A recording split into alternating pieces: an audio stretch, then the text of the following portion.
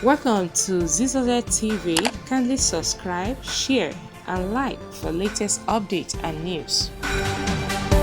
Ensure public order in line with the constitutional oath to protect the lives and property of every citizen. Our government will not stand idly by and allow a few with a clear political agenda to tear this nation apart. Under the circumstances, I hereby enjoin protesters and the organizers to suspend any further protest and create room for dialogue, which I have always acceded to at the slightest opportunity. Nigeria requires all hands on deck and need us all, regardless of age, party, tribe, religion, or other divides, to work together, reshaping our destiny as a nation. For those who have taken undue advantage of this situation to threaten any section of this country, be warned. The law will catch up with you. There is no place for ethnic bigotry or such threats in the Nigeria we seek to build.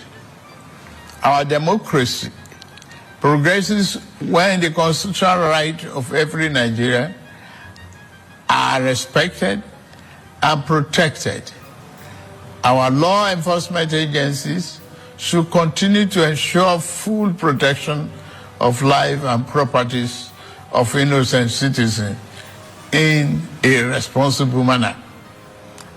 My vision for our country is one of a just and prosperous nation where each person may enjoy the peace, freedom, and meaningful livelihood that only democratic good governance can provide.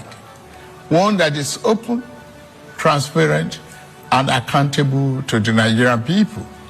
For decades, our economy has remained anemic and taken a dip because of many misalignments that have stunted our growth.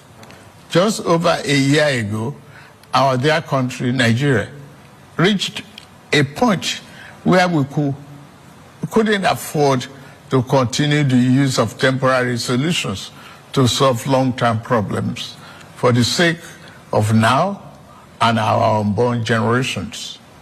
I therefore took the painful yet necessary decision to remove first subsidy and abolish multiple foreign exchange system, which had constituted a noose around the economic jugular of our nation and impede our economic development and progress.